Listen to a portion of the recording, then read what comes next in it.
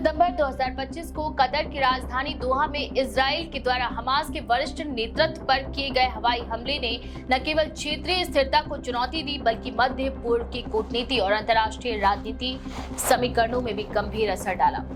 इस हमले के पीछे कई जटिल कारण थे, जिनमें सुरक्षा चिंताएं, आतंकवाद के खिलाफ प्रतिशोध और कतर के हमास के प्रति मध्यस्थता की भूमिका को कमजोर करना शामिल है। इस घटना ने खाड़ी देशों, अमेरिका, यूरोपीय देशों और संयुक्त राष्ट्र सहित अंतर्राष्ट्रीय समुदाय की तीव्र प्रतिक्रिया को जन्म दिया है। इस हमले की पृष्ठभूमि में जेरूसलम में हुई हालिया आतंकी हमले का प्रतिशोध एक महत्वपूर्ण कारण था। 8 सितंबर को जेरूसलम में हुए हमले में 6 नागरिक मारे गए थे और इजराइल के अधिकारियों ने इसे सीधे हमास से जोड़कर बताया। इजराइल ने भी ये दावा किया कि हमास का नेतृत्व इस हमले के पीछे था और उन्हें भेदने के लिए कार्यवाही जरूरी थी। साथ ही कतर के माध्यम से हो रही संघर्ष विराम वार्ता में हस्तक्षेप करने के उद्देश्य से ये हमला किया गया। कतर, जो वर्षों से गाजा पट्टी और हमास के मामलों में मध्यस्थता करता रहा है, हाल ही के इजराइल के दृष्टिकोणों ने पक्षपाती होने के आरोप ने इजराइल को कतर पर सैन्य दबाव डालने के लिए प्रेरित किया। हमले के तकनीकी पहलुओं पर गौर करें तो इजराइल ने ड्रोन और फिक्स्ड विंग विमानों का इस्तेमाल करते हुए दोहा में हमास के प्रमुख ठिकानों को निशाना बनाया। इसमें खलील अल हया और अन्य वरिष्ठ सदस्य घायल हुए, जबकि कतर के एक सुरक्षा अधिकारी की मौत हुई। हमले का समय भी महत्वपूर्ण था क्योंकि हमास के नेता अमेरिकी और कतर के बीच संभावित संघर्ष विराम पर चर्चा कर रहे थे। इसका मतलब ये था कि इजराइल ने न केवल सैन्य कार्यवाही की बल्कि कूटनीतिक वार्ता को भी बाधित किया। कतर ने इस हमले को अपनी संप्रभुता का उल्लंघन और अंतर्राष्ट्रीय कानून का स्पष्ट उल्लंघन करार दिया।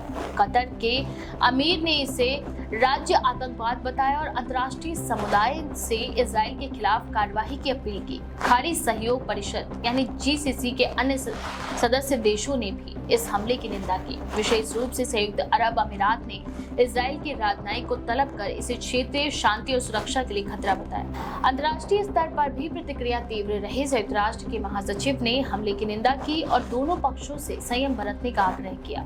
यूरोपीय संघ ने इस घटना को गंभीर माना और कहा कि ये क्षेत्रीय स्थिरता के लिए खतरा है।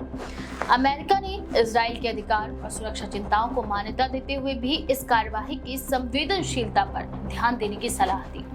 वहीं कुछ मानवाधिकार संगठनों ने इसे गैर कानूनी और असामान्य सैन्य कार्यवाही बताया, जो कि आम नागरिकों और मध्यस्थता प्रयासों को प्रभावित कर सकती है। इस हमले ने कूटनीतिक और राजनीतिक स्तर पर कई प्रश्न खड़े कर दिए। पहला ये कि इजराइल और कतर के बीच विश्वास की कमी कितनी गहरी हो चुकी है। कतर, जो पारंपरिक रूप से हमास के मामलों में मध्यस्थ का कार्य करता रहा है, अब इस हमले के बाद अपने कूटनीतिक कार्य को और सावधानी पूर्वक करने के लिए बाध्य होगा। दूसरा प्रश्न ये कि खाड़ी देशों और इजराइल के बीच स्थायी संबंध और सुरक्षा सहयोग किस दिशा में जाएगा। इस हमले ने क्षेत्रीय शक्तियों के बीच नई रणनीतिक समीकरण पैदा कर दिए हैं, जिसमें सुरक्षा, आतंकवाद और कूटनीतिक मध्यस्थता के मुद्दे भी शामिल हैं। इस घटना का मानवीय पहलू भी महत्वपूर्ण है। हमले में सीधे तौर पर मारे गए या घायल हुए लोगों के परिवारों और स्थानीय नागरिकों पर इसका प्रभाव पड़ा। हमले के बाद सुरक्षा उपाय बढ़ाए गए और कतर में चेतावनी प्रणाली को और कड़ा किया गया। इससे ये स्पष्ट होता है कि सैन्य कार्यवाही केवल लक्षित संगठन के खिलाफ नहीं थी, बल्कि क्षेत्र में व्यापक सुरक्षा खतरे और भय को भी जन्म देती है। भविष्य की संभावनाओं की बात करें तो कतर ने दोहा में 14 से 15 सितंबर को एक आपातकालीन अरब इस्लामी शिखर सम्मेलन बुलाया है। इसमें इजराइल के हमले के खिलाफ सामूहिक प्रतिक्रिया और खाड़ी देशों की संयुक्त रणनीति पर चर्चा की जाएगी।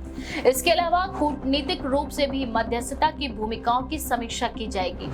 यदि इस सम्मेलन में कतर और अन्य अरब देशों ने एकजुट होकर प्रतिक्रिया दी तो ये इजराइल के खिलाफ एक महत्वपूर्ण राजनीतिक और कूटनीतिक संदेश होगा। इस हमले के दीर्घकालिक प्रभाव भी हैं। पहला, ये क्षेत्रीय स्थिरता और मध्य पूर्व में शांति प्रयासों को प्रभावित कर सकता है। दूसरा, ये कि अमेरिका और यूरोप जैसे प्रमुख अंतर्राष्ट्रीय खिलाड़ियों की मध्यस्थता की भूमिका को चुनौती दे सकता है। तीसरा, इसने खाड़ी देशों को सुरक्षा और सैन्य तैयारियों के मामले में सतर्क कर दिया है। ये घटना इजराइल और फारस की खाड़ी के बीच शक्ति संतुलन पर भी गहरा प्रभाव डाल सकती है। कतर में हमास पर इजरायली हमले ने केवल तत्काल सैन्य और राजनीतिक परिणाम उत्पन्न नहीं किए, बल्कि क्षेत्रीय कूटनीतिक अंतर्राष्ट्रीय प्रतिक्रिया और भविष्य के संघर्ष विराम वार्ताओं को भी प्रभावित करेगा। अंतर्राष्ट्रीय समुदाय की प्रतिक्रियाएं विशेष रूप से संयुक्त राष्ट्र अमेरिका, यूरोपीय संघ और मानवाधिकार संगठनों की टिप्पणियां ये दर्शाती हैं कि इस हमले ने केवल दो देशों के बीच संघर्ष पैदा नहीं किया, बल्कि ये पूरे मध्य पूर्व और वैश्विक राजनीतिक ढांचे के लिए गंभीर चुनौती बन गया है। इस बारे में आपका क्या विचार है? अपनी राय कमेंट सेक्शन में जरूर लिखें। ऐसी और भी खबरों के लिए देखते रहें द पेज 90।